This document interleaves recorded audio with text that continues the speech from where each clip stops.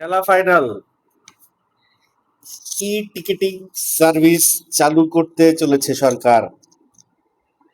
যাই হোক, যে বিষয়টা নিয়ে দীর্ঘ একটা দীর্ঘ একটা দাবি ছিল জনমানুষের, প্রডিউসারদের, শিল্পীদের, পরিচালকদের, সেই বিষয়ে সরকার একটা দায়িত্বশীল পদক্ষেপ নিতে চলেছে।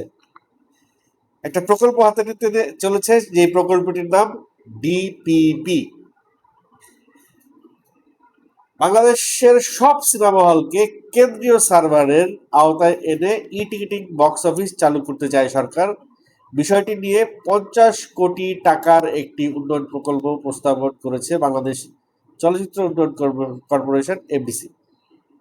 50 কোটি টাকার প্রকল্প, আসলে এটা নিয়ে 20 কোটি টাকায় কাজ হয়ে যেত, এরকম একটা ইনফরমেশন পাইছিলাম। যাই হোক, 50 কোটি হোক আর 20 কোটি হোক, প্রকল্পটা যে হচ্ছে বা হবে বা ই টিকিটিং এর আওতায় যে সব চলে আসবে, এতে করে কিছু সুবিধা হবে। এখন আর কেউ বলতে পারবে না যে আমার সিনেমা এত কোটি টাকা ব্যবসা করেছে, কারণ একেবারে স্পেসিফিক, একেবারে পয়েন্ট টু পয়েন্ট ইনফরমেশন পাওয়া যাবে। কত টাকার টিকিট সেল হয়েছে, কত টাকা প্রডিউসার পাইছে, সিনেমা ফ্লপ না সিনেমা হিট। এখন আর এটা কেউ আগ বাড়ায় বলতে পারবে না।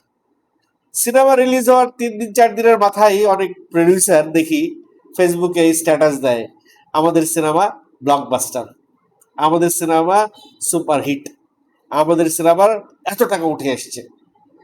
বাধ্য হয়ে তাদের সেই কথাগুলোর উপর ভিত্তি করেই কন্টেন্ট বানাইতে হয়, অনেকটা বাধ্য হয়ে, কারণ ই টিকিটিং সিস্টেমটা আমাদের দেশে নাই, যার কারণে অরিজিনাল ইনফরমেশন আমরা পাই না। শুধুমাত্র সিনেপ্লেক্সের অরিজিনাল ইনফরমেশনটা আমরা পাই, কিন্তু সিঙ্গেল স্ক্রিনের অরিজিনাল ইনফরমেশনটা আমরা পাই না। ইভেন হল মালিকরা যে প্রডিউসারের টাকা বাইরা খাইতো, সেই অপশনটাও বন্ধ হয়ে যাচ্ছে। একেবারে যতগুলো টিকিট সিল করবে ততগুলো টিকিটের প্রডিউসারের মুনাফা প্রডিউসারকে বুঝাই দিবে এইবার হল মালিক। এই হল মালিকের ধুনফুট ব্যবসা শেষ হয়ে যাচ্ছে।